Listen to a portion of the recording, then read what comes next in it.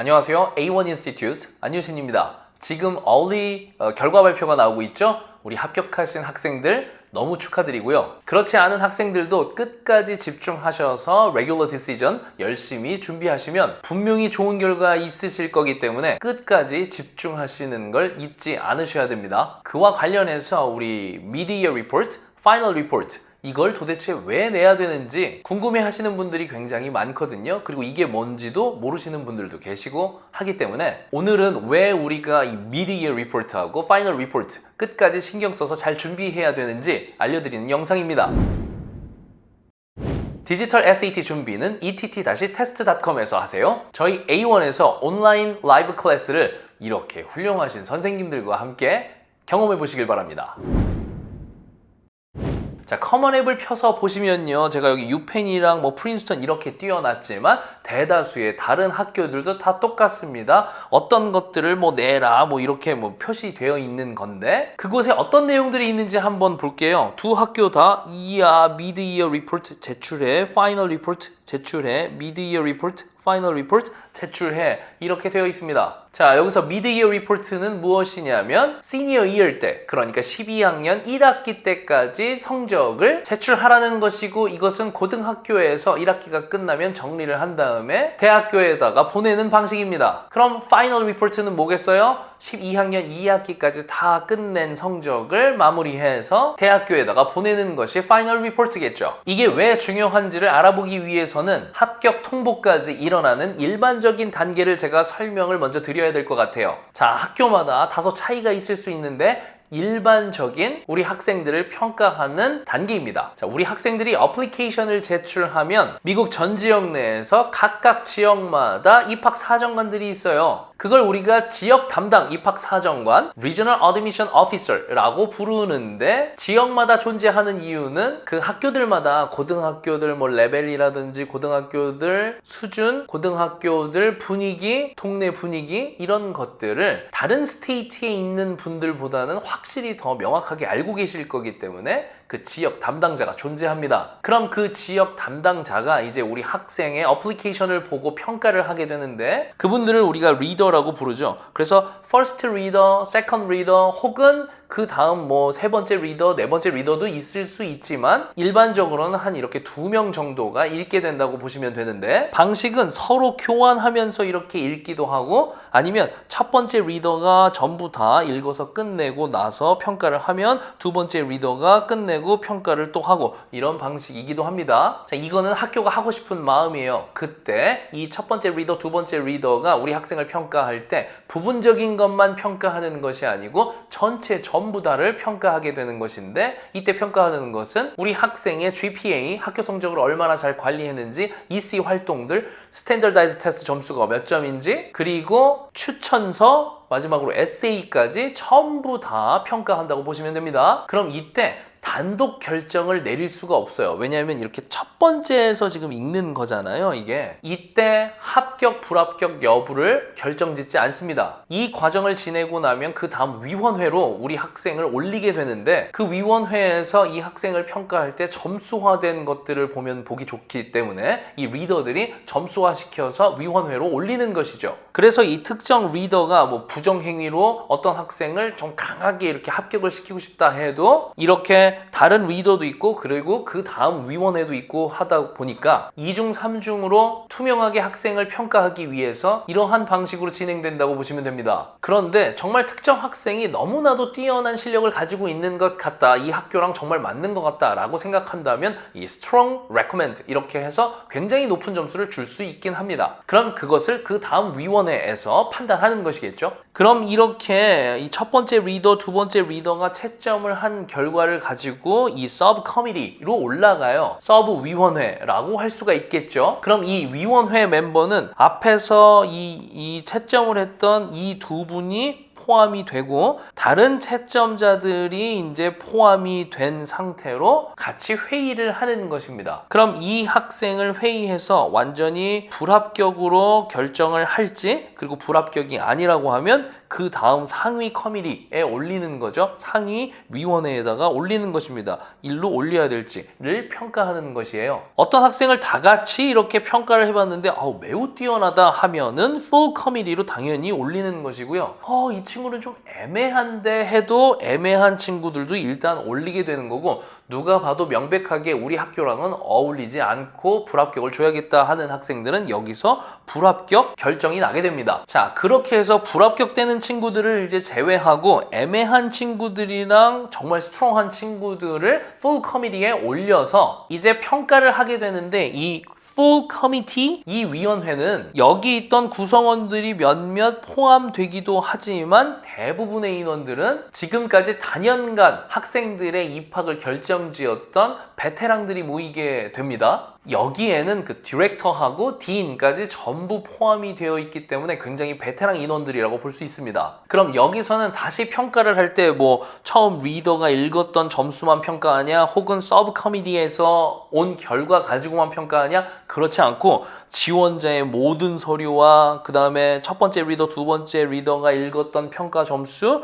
그리고 서브 위원회에서 내려온 평가들, 이 모든 것들을 다시 한번 보면서 전체적으로 학생을 평가하게 되고, 대부분 투표로 이루어지기 때문에 어떤 한 인원이 어떤 우리 한 학생 후보자를 강력하게 어필을 한다고 해도 나머지 분들이 투표에서 동의해주지 않으면 입학할 수가 없는, 꽤나 이들이 주장하기에는 투명한 그런 과정을 통해서 평가하고 있다고 봅니다. 그렇게 해서 여기서 최종적으로 합격, 불합격, 디펄, 이런 결과들이 나오게 되는 것입니다. 그래서 이제 우리 학생들이 지원을 하게 되면 전반적으로 어떤 과정을 통해서 선발이 되는지 과정을 보여드렸는데, 이제는 시기와 맞물려서 같이 설명을 드려보도록 하겠습니다. 자, 처음에 학생이 지원을 하면 이 리더, 첫 번째 리더, 두 번째 리더 이렇게 읽는다고 했죠. 그러면 우리 early decision 지원한 학생들 같은 경우는 데드라인이 11월 1일까지니까 11월 초에 바로 받아서 우리 이 학생들을 읽어서 평가하게 되는 것이고, 레귤러로 지원한 학생들 같은 경우는 1월 초에 이렇게 학생들을 평가하는 겁니다. 첫 번째 리더, 두 번째 리더가요. 자, 근데 미디어 리포트가 뭐라고 했죠? 우리 12학년들의 1학기 성적을 마무리해서 그 성적을 보내는 거라고 했잖아요. 그러면